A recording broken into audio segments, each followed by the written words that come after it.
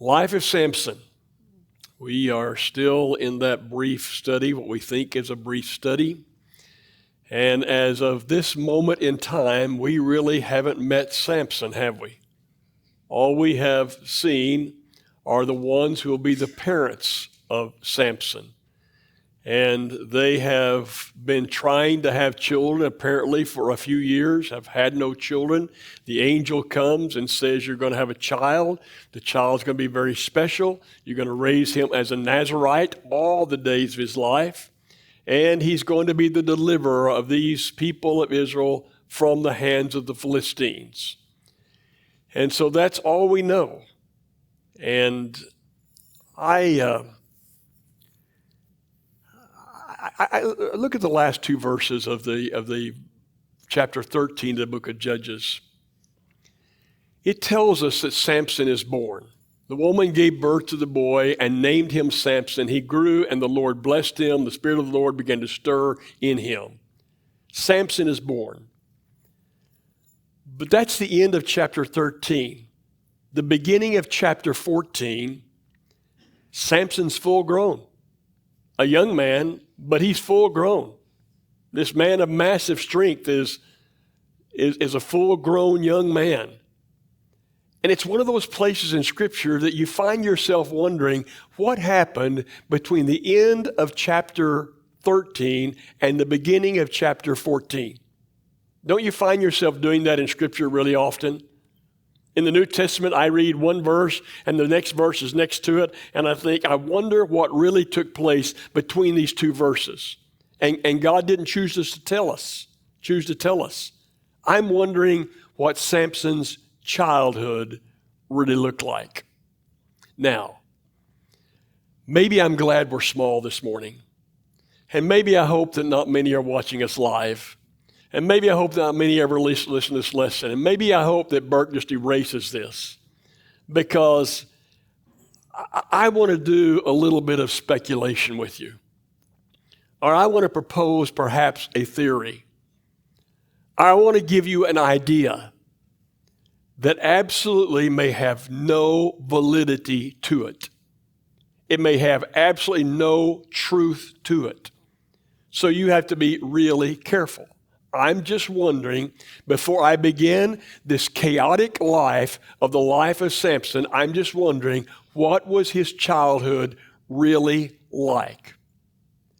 I have little doubt, in my mind at least, that his parents would have been sticklers. Is that a good word? Sticklers in raising him as a Nazarite. I am sure that those parents were so very careful to say, you will never cut your hair, and I'm sure they watched over him constantly. And I am sure that they were very, very careful that he would never take a drink of any alcoholic beverage. And that would mean not taking a drink of the common wine of that day that everybody would drink. And I am sure they kept him away to the best of their ability from every kind of unclean thing you can imagine. But beyond that, what would his childhood look like? They'd been waiting for a child for a long time. They had probably become convinced, we will never have a child. And suddenly this most miraculous thing happens. An angel literally appears and said, you're going to have a child, and the child is going to be exceedingly special, and the child will be the one who will deliver Israel. And I find myself speculating and wondering and theorizing, and I wonder if they coddled the boy. Do you know what that means? Is that the right word too? I'm using words I don't even know what mean this morning. I wonder if they coddled the boy. So that I wonder if the little boy would have grown up, well, just look at this phrase and see if you can fill in the blank. Spoiled. Anybody know what the next word would come after that? Rotten. I've been using it all my life, and so have you. And some of you fit that. No, that's not right. No. My little brother's not here. That would be him, okay? No, I'm just joking about that too. But I wonder if that could have happened, because you know how that works. They are so proud to have this little baby. And I will tell you that every parent makes mistakes. Susan and I had our first little girl, only little girl, when we were very, very young. We didn't have a clue what it meant to be parents. How many mistakes did I make? And then when Mitch came along, I look back over the years and think there are so many things I could have done differently, and I could have done so much better and would have made their lives better. But I didn't do that. I didn't know. But spoiled rotten kind of looks like this. Every child is born crying. And they learn that when they cry, which is their only means of communication, they can get their parents to finally come to the rescue and give them what they want. And as they get a bit older, it may not be crying, it may be pouting. Or it may be what we have come to call sometimes temper tantrums, or it may be stomping the floor. And as they get a bit older, it becomes yelling and demanding. And as they get a bit older, the words may become actually abusive to their parents. And it could turn into physical abuse. But it keeps going, and the parents create this pattern of finally saying, okay, and the child becomes spoiled.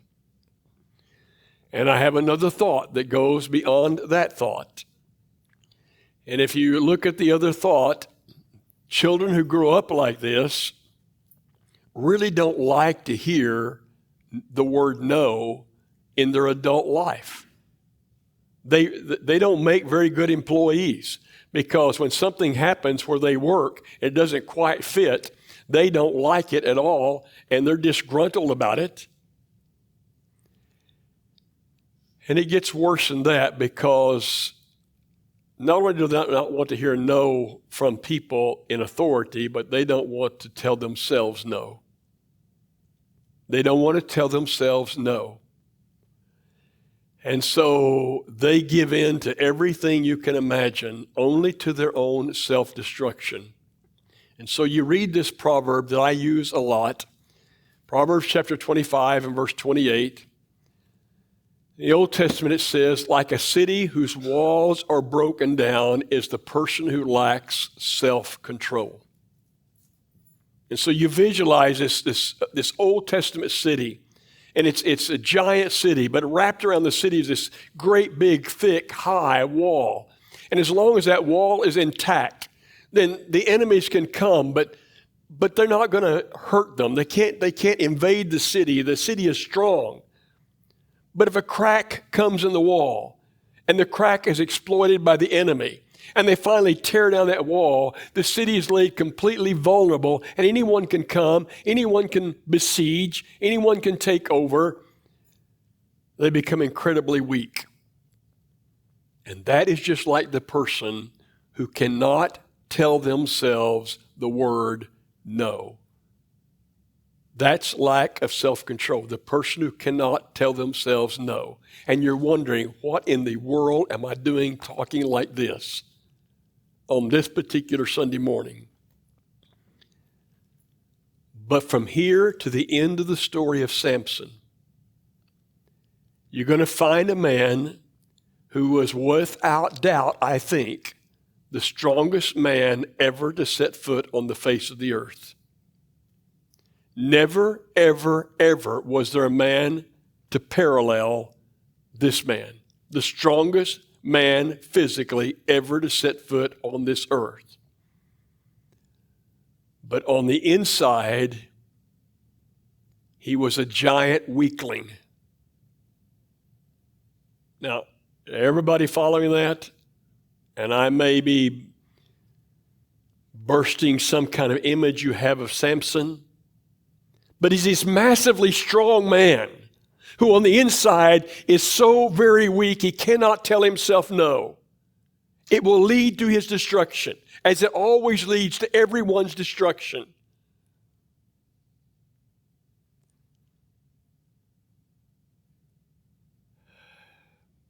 So let's begin to see what it looks like. This is the first part of chapter 14. We're only going to work our way through 4 verses, but I want you to read the first 3 with me together.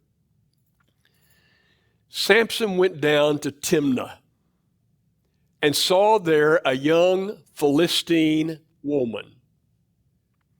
When he returned, he said to his father and mother, I have seen a Philistine woman in Timnah. Now go get her for me as my wife. Now, just hang on to that phrase. You go get her as my wife. I know it has to be arranged. You are the ones who arrange it. Go get her as my wife. And their parents respond. His mother and father replied, Is there an acceptable woman among your relatives, among our own people? Must you go to the uncircumcised Philistines, our giant enemies, to get a wife? But Samson said to his father, Get her for me. She's the right one for me. Now, how does that strike you?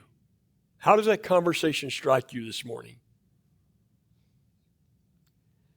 What would it have looked like if Samson would have come home and he said, Mom and Dad, I saw a gorgeous young lady down in Timnah, and I know she's a Philistine, but I really think she'd make a good wife. And what would have happened if Mom and Dad would have said, But Samson, we understand that, but you remember you're special. You've been set apart by God. You're going to lead our people. And remember, God doesn't want you to marry someone outside of the Israelites because she could really bring harm to you and to your purpose on life. And Samson, let's put this off for a while. Let's rethink this. And what would have happened if Samson said, Yeah, Mom, Dad, I know you're right. I just kind of had this thought, and I know it's not right. So let's look a little longer. Would that have sounded better to you? Instead of him saying, You get her for me. Well, but son, can't you find, you get her for me. And you know what they do?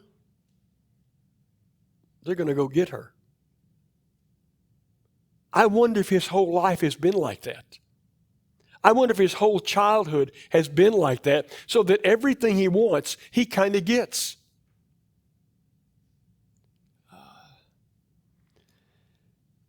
And then we continue in this passage because there's another verse. And I want you to be real careful of this verse. I should have skipped it. I'd like to skip it, but I want to make a point with it. His parents did not know. I mean, I take that his parents were heavy-hearted about it.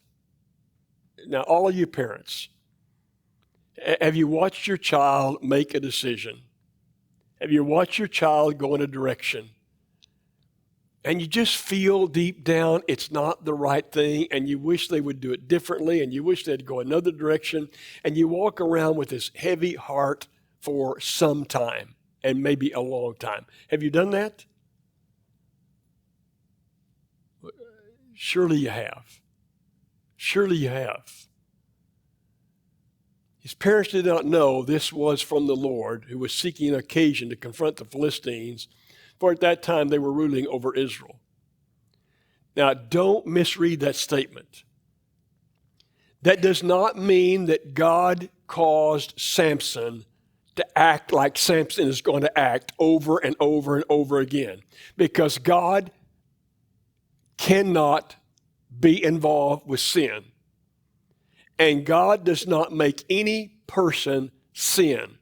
And God does not tempt anybody himself with sin. That's Satan's job. But God can use and has used throughout Scripture sinful people and even outright evil people to accomplish his will. And he will use Samson to accomplish something really great.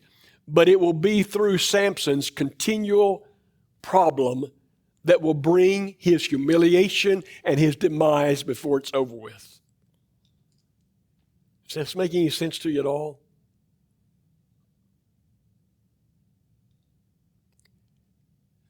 Let me just tell you.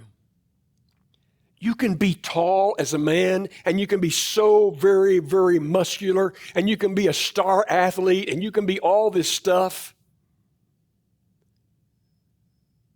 And that can be impressive. But on the inside, if you are rotten, if on the inside you don't have the ability to tell yourself no, whatever was impressive on the outside will soon fade. And no one will like you. And no one will want to be around you. And you can be a woman who is strikingly beautiful, so strikingly beautiful that you can't help but to look and say, wow.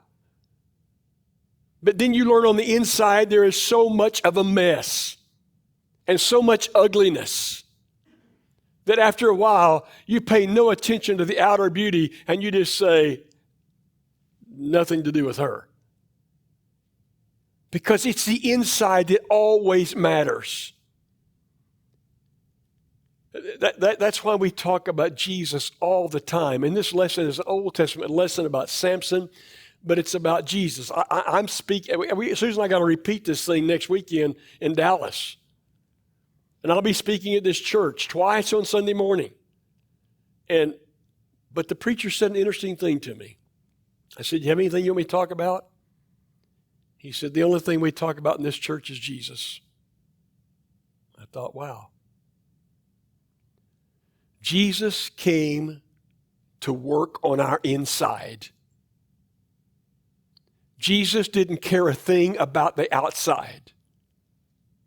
Do you understand that? I don't think Jesus cared where you worked. I don't think he cares what you drive. I don't think he cares the kind of house you live in. I don't think he cares about any of that stuff. I don't think he wants you spending all your time planning for tomorrow, which I've been really guilty of in my life. I think he wants you to live right now and use whatever's happening right now and make the most of it. Even Vicky, make the most of this mess you're in. I think that's what Jesus wants. But Samson, like many of us, didn't get it. God's going to take his mess and deal with it. Now I'm going to add one other thing to this lesson quickly. I probably should just skip it all because I don't know what I'm talking about. I'm not a psychologist. But this ability to not be able to tell yourself no leads to some type of addiction. It always leads to something that at least looks like an addiction. An addiction kind of sounds like this. It is something, look at the first line here, that always gives pleasure. Addiction is always involved with something that's pleasurable. It's something that I go out and put my hands on or partake of or involve myself in. It gives pleasure. But the thing with addiction is the second line. And that is, it always requires more of whatever the substance is or whatever the thing is to get the same kind of pleasure. In fact, it can get so bad that it requires more and more and doesn't ever give you the same kind of pleasure it used to give. And so that's why we always are quick to talk about the common ones like drugs or tobacco or alcohol or any other kind of thing like that. And we're always quick to say, look at that, look what happens to you.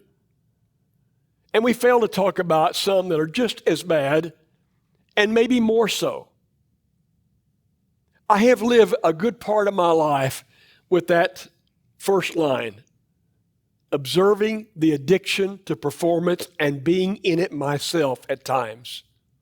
And we do it to our children.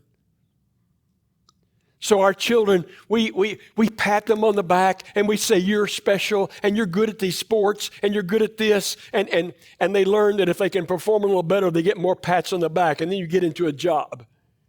And in the job, people pat you on the back and they give you a pay raise and you race for more performance because it makes you feel good. And you race and you race and you race until everyday life is miserable. And you know what you destroy? You know what you destroy? So often you destroy your marriage. You destroy your family. You destroy your children. You destroy your health. Does that make sense to you? It's the same thing with things. All of us know, don't we? All of us know. You can go out and buy something that's brand new, that you've been wanting, and you're so proud of it. It brings so much pleasure. Feels good. So we go buy some more. And we buy more. And we find out, well, I bought some more and it's not bringing as much pleasure, so we buy more. And we buy all these things that we don't possibly need.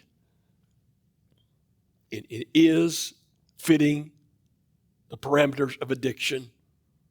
And it's just as bad as the alcohol. It's just as bad as cocaine. And money? So I can buy the things. I got to have more and more. And so I keep working and I keep doing the promotions and I keep doing everything I can to get more and more money so I can buy more and more things. And all the while I just flat can't tell myself no. I hope I never forget my long-term medical doctor, my personal doctor, who was also a really good friend. The guy had too much self-control.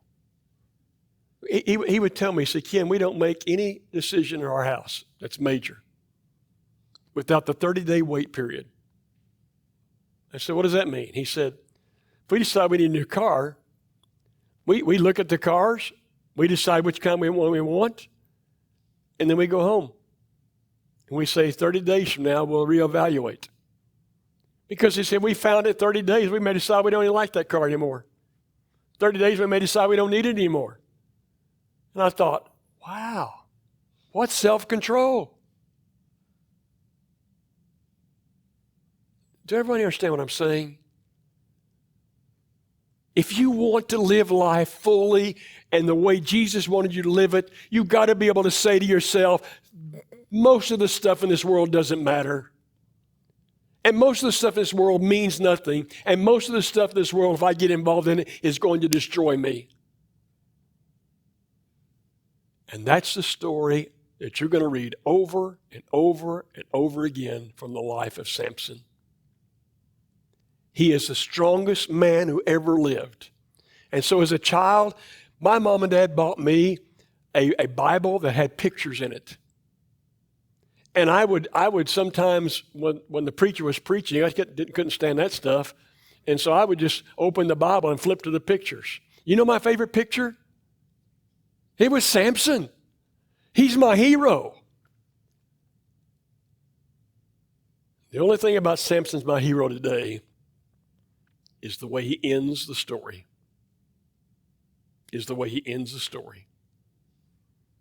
So you're going to find some good things at the end. It's going to take us a while to get there.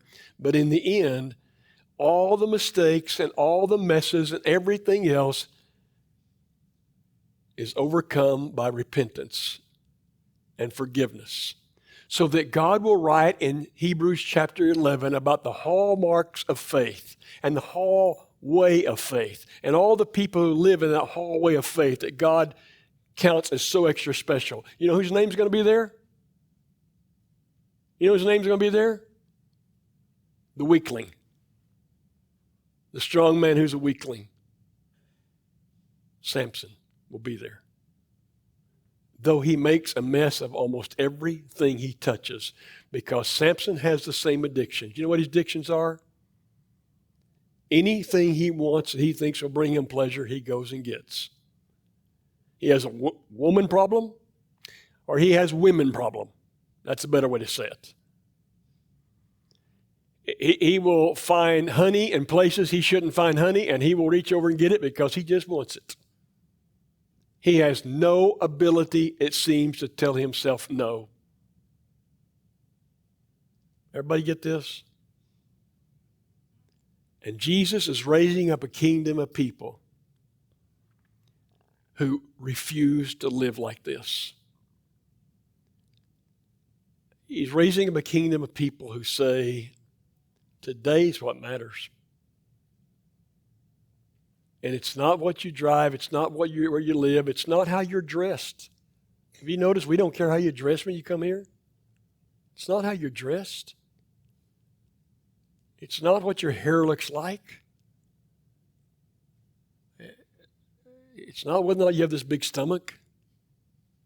It just matters that you live for today and you discipline yourself to say, I'm going to be like Jesus and I'm going to enjoy the moment.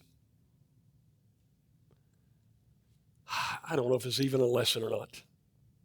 I don't even know if it's worth listening to or not. But I'm telling you, Jesus called us to be different from that man and different from all the things of this world. And what he called us to is relief. Relief from a world that won't let you alone. He called us to, I think I told you this. Susan and I were talking the other day, and I got to quit, I know. Talking the other day, and we said, what's your favorite emotion? What's your favorite emotion? And just really quickly, Sue said, relief. Relief is my favorite all-time emotion. When I'm worried about something, I'm stressed about something, or I'm dreading something, and it's all over, and this wonderful feeling of relief. And I said, wow, that is it. That's it. Jesus came to give us relief from a world that will not give you any kind of relief. It pushes you and pushes you into corners and places you don't want to go because they destroy you. And he came to say, come to me, live in my kingdom, live the way I say, and have relief from all this.